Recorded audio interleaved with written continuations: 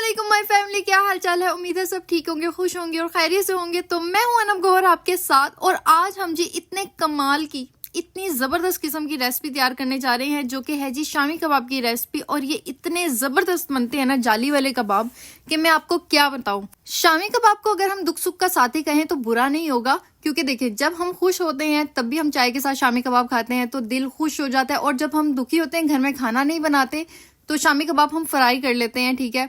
और अगर किसी ने फ्राई नहीं खाने होते तो हम इसका टकाटक बना लेते हैं, तो वो भी बहुत बेहतरीन बनता है। रोटी के साथ खाना पकाने की जरूरत ही नहीं होती। तो दुख सुख का साथी जो होता है शामी कबाब होता है। आप इसको बना के लाजमी अपनी फ्रिज में रखें। और जी इसके साथ साथ ये बिरयानी और पुलाव का भी साथी होता है, तो सबका साथी है, तो हमें साथी को हमेशा साथ ही रखना चाहिए। तो जी ये शामी कबाब आप फ्रीज करके रख सकते हैं 5 से 6 महीने तक। इनका कलर भी बिल्कुल चेंज नहीं होगा, टेस्ट भी नहीं चेंज होगा, स्मेल भी नहीं आएगी, और जी आप मुफ्त की तारीफें भी 100% वसूल करते रहेंगे। तो जी बिना टाइम वेस्ट किए हम चलते हैं जी रेसिपी की तरफ। लास्ट तक आपने रेसिपी जरूर देखनी है, ताकि आपको स्टेप बाय स्टेप कंप्लीट समझ आ जाए, ठीक है जी।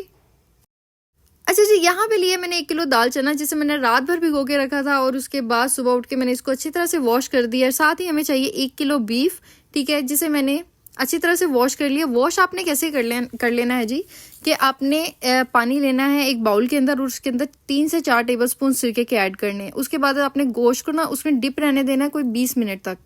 20 मिनट के बाद आपने गोश्त को अच्छी तरह से धो लेना है, और इसकी इस तरह से छोटी छोटी बोटियां कर देनी है, ठीक है जी।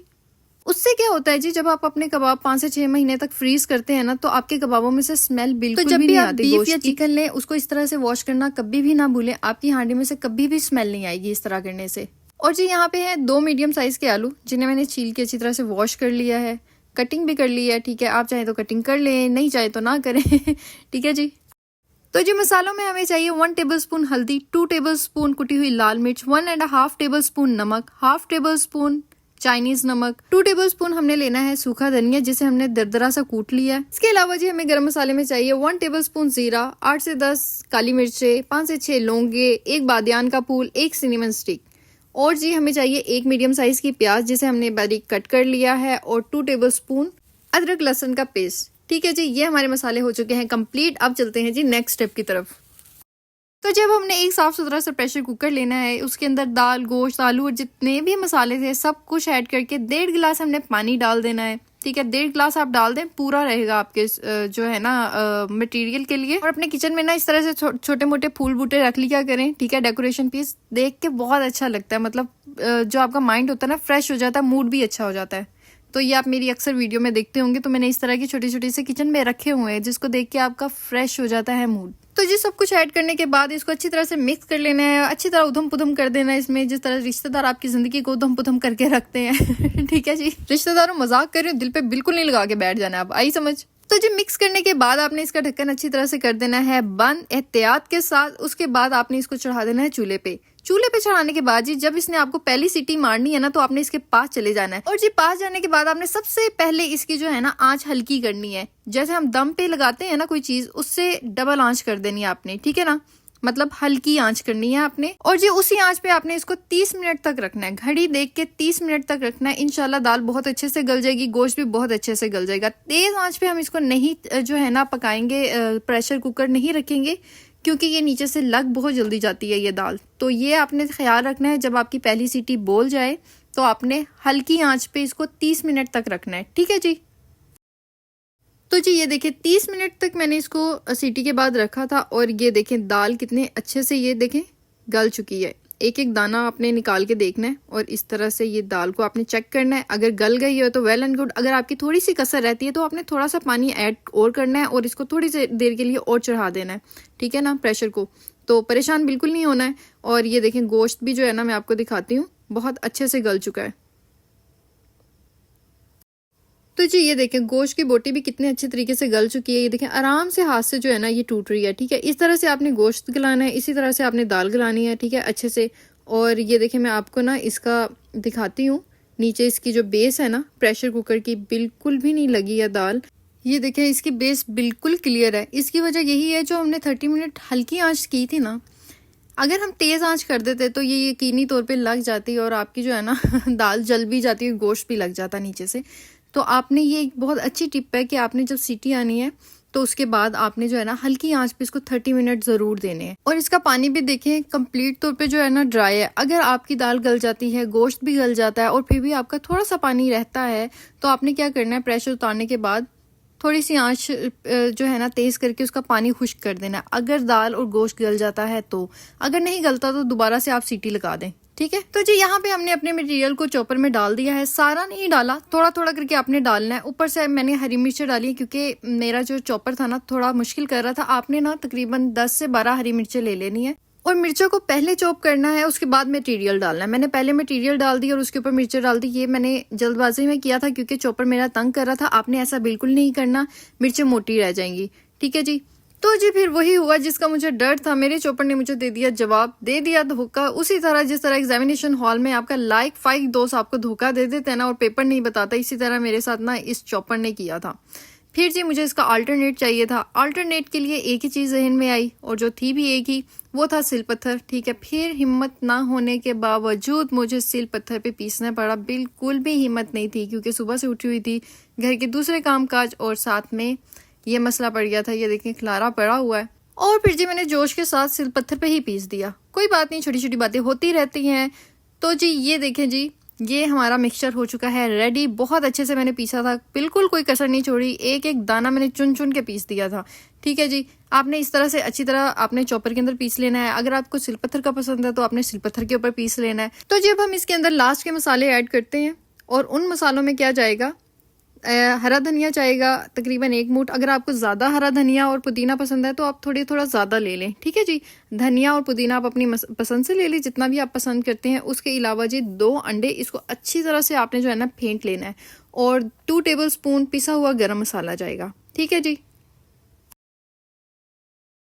तो जब हम इसको अच्छी तरह से मिक्स कर लेंगे, और मिक्स करने की मेरे अंदर बिल्कुल भी हिम्मत नहीं थी, तो मैंने क्या किया, इस डो नीडर की मैंने हेल्प ली और इसके अंदर अपना जो है ना मिक्सचर को अच्छी तरह से मिक्स कर लिया, जो कि मेरे लिए आसानी का बाइस बना। शुक्र शुक्र शुक्र अल्हम्दुलिल्लाह। मशीनें आपके पास होना तो आपके लिए काम थोड़ा और आसान हो जाता है, और जब कोई मशीन धोखा दे जाए तो उतना ही काम मुश्किल भी हो जाता है। हम इसको हाथ की मदद से भी बहुत अच्छा मिक्स कर सकते हैं, लेकिन अगर आपके पास इस तरह का डो नीडर है तो उसके अंदर तो कमाल की मिक्सेशन होती है। तो जी ये देखिए मिक्सचर हमारा अच्छे से मिक्स हो चुका है। अब मैं इसकी सॉफ्टनेस और थिकनेस आपको दिखाती हूँ कि किस तरह की होनी चाहिए। ये देखें इसकी सॉफ्टनेस चेक करें और थिकनेस चेक करें। ना इतना ज़्यादा सॉफ्ट है कि आपसे अच्छी तरह से शेप ना बन सके, ना इतना ज़्यादा से हार्ड है कि वो क्रैक्स आ जाएं आपका शामी कबाब बनाते हुए ना। तो किस चीज़ का आपने ख्याल रखना है। यहाँ पर शेप बनाने के हवाले से मैं आपको एक टिप देती हूँ। जब हम ताज़ी जो है मिक्सचर रेडी करते हैं ना और हम इसकी शेप बनाने की कोशिश करते हैं तो क्या होता है, हमारे हथेलियों पे थोड़ा थोड़ा सा चिपकता है, ठीक है। तो आप और फिर ना सॉफ्टनेस की वजह से, क्योंकि गरम गरम थोड़ा सा होता है, नीम गरम सा जैसे होता है ना, तो वो सही तरह शेप में आ नहीं रहा होता। बन तो जाती है लेकिन वो टिकता नहीं है सही तरह से। आपने क्या करना है जी, आपने इसको कवर करके 2 घंटे के लिए फ्रिज में रख छोड़ना है, ठीक है ना। रेस्ट करने दें इसको, खुद भी रेस्ट करें। उसके बाद जी 2 घंटे के बाद जब आपने इसको फ्रिज से निकालना है ना, तो आपने देखना है कि आपकी टिक्कियां यूं बनेगी, मतलब फटाफट इतनी मजे की शेप आएगी ना कि आप खुद हैरान रह जाएंगे कि ये ट्रिक वाकई में काम करती है। तो जब हम इसको रखते हैं फ्रिज में 2 घंटे के लिए, ठीक है, एक और चीज मैं आपको बताती हूँ। आपने एक बड़ा सा नीट चॉपर ले लेना है, साफ सुथरा, ठीक है। उसके आपने ऊपर नीचे से ये पार्ट्स कट कर देने हैं, ठीक है जी। ये आपने पार्ट्स कट कर देने हैं। उसके बाद एक पार्ट ना आपने साइड का कट करना है, सिर्फ एक साइड का। इस तरह से आपको ना एक बड़ी शीट मिल जाएगी। अब आपने यहाँ पे टिक्कियां रखनी है, ठीक है। जब आप नीचे बेस में टिक्कियां रख लेंगे ना शॉपर के ऊपर, ठीक है, फिर आपने इसको फोल्ड कर देना है उसके ऊपर, ठीक है। अब आप क्या करेंगे, आप यहाँ पे टिक्कियां लगा देंगे, ठीक है।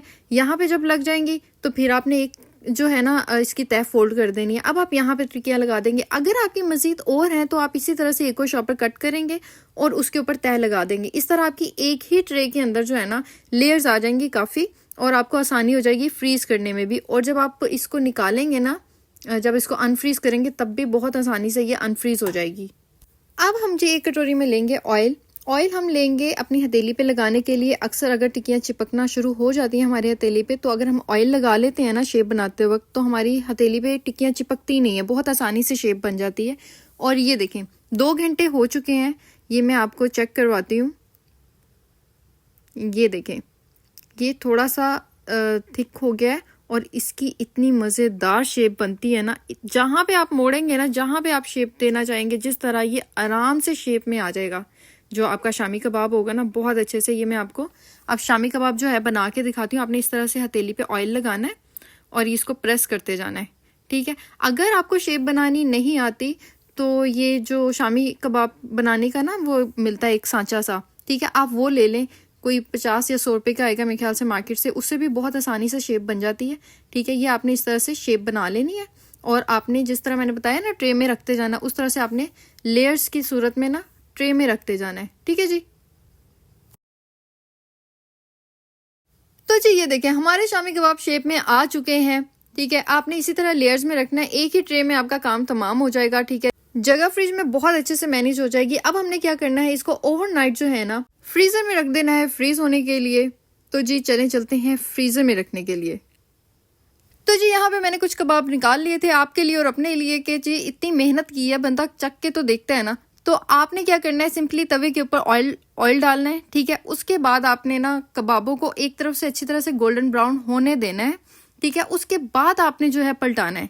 ये नहीं कि आपने बार बार एक साइड पलटा दी फिर दूसरी साइड पलटा दी, नहीं, आपने एक तरफ से अच्छी तरह से गोल्डन होने देना है। उसके बाद जो है आपने एक साइड पलटानी है, जिस तरह ये देखें एक तरफ से अच्छी तरह से हो चुके हैं और फिर मैंने दूसरी साइड पलटाई है। अब नीचे से अच्छी तरह से हो जाएंगे तो हमारे शामी कबाब जो हैं रेडी हो जाएंगे। आपने हल्की आंच पे रख देना, बहुत अच्छे फ्राई होते हैं ये कबाब, बहुत मज़ा देते हैं। ये मैंने अंडे के बगैर जो है फ्राई किए हैं और ये इतने मज़े के जो है ना टेस्ट दे रहे थे कि अंडा लगाने की ज़रूरत ही नहीं है। अंडे के बगैर मुझे ज़्यादा अच्छा लगता है कबाब फ्राई करना। और जी ये देखिए माशाल्लाह माशाल्लाह कितना खूबसूरत कलर आया, मतलब इतने कमाल के बने हैं ना, बहुत ही मज़े के। ये आप खुद देख सकते हैं कि कितना खूबसूरत कलर है, कितने क्यूट से लग रहे हैं मेरी तरह बिल्कुल। तो जी इसके साथ मैंने सोचा चाय भी होनी चाहिए तो मैंने साथ चाय भी रख दी थी। बहुत अच्छा कम्बिनेशन चाय और शामी कबाब का। तो जी ये देखें ये मैंने प्लेट में भी निकाल दिए थे और ये देखिए खूबसूरती चेक करें आप इनकी कि कितने खूबसूरत लग रहे हैं और खाने में भी बहुत ही मज़ेदार थे, बहुत ही कमाल के ये बने हैं। मैं आपको इसको तोड़ के दिखाती हूँ कि कितने सॉफ्ट और कितने मज़े के बने हैं। ये देखें सॉफ्टनेस चेक करें इसकी, ये देखें, और इसके ये देखें बारीक रेशे चेक करें। ये बारीक रेशे खाने में इतना मज़ा देते हैं ना कि वो दांतों के नीचे जब आते हैं ना, तो मैं कह रही हूँ अभी भी मेरे मुंह में पानी आ रहा है। बहुत ही मज़ा देते हैं ये बारीक रेशे, बहुत कमाल के बने हैं। तो आपने ये रेसिपी मेरे कहने पे एक दफ़ा तो ज़रूर ट्राई करनी है। आपने एक दफ़ा ये ट्राई कर ली ना तो जी पक्का गारंटी के साथ आपने बार बार ये बनाने हैं। तो जी ये बहुत ही कमाल के आउट क्लास बने थे, मैं आपको क्या बताऊं, ये आप जब बनाएंगी तो आपको पता लग ही जाएगा। अच्छा जी दूसरी तरफ ये देखें जी हमारे ये फ्रीज हो चुके हैं कबाब, ये देखें। और जी ये जो बर्फ़ आपकी शामी कबाब के ऊपर आती है ना, इसको आपने उतार लेना है, ठीक है। इसको आपने उतारना नहीं भूलना, इसको आपने उतार लेना है। और ये देखेंगे सारी बर्फ़ मैंने उतार ली थी।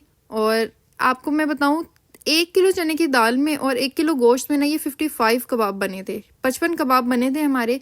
अब आपने अपना हिसाब देख लेना, अगर आपको ज़्यादा चाहिए तो आप क्वांटिटी डबल कर लें, अगर आपको कम चाहिए तो क्वांटिटी इससे हाफ़ कर लें, ठीक है, वो आपकी मर्ज़ी है। तो जी ये हम 5 से 6 महीने तक आराम से फ्रीज़ कर सकते हैं, अपने आराम से चला सकते हैं, कोई टेंशन लेने की बात नहीं है। मैंने इसको शॉपर में कर लिया था क्योंकि जगह कम घिरती है, तो आपको जिस तरह आसानी हो आप उस तरह रख लें। तो जी वीडियो अच्छी लगी हो तो मुझे कमेंट में ज़रूर बताएं और आपके कबाब कैसे बने ये भी आपने ज़रूर बताना है, ठीक है, ताकि दूसरों को आसानी हो जाए। और जी अपना बहुत ज़्यादा ख्याल रखें, अपने साथ साथ दूसरों का भी बहुत ज़्यादा और ज़रूर ख्याल रखें। हमेशा खुश रहें, दूसरों को हमेशा खुश रखें। अगली वीडियो तक के लिए मुझे दीजिए इजाज़त। अल्लाह हाफिज़।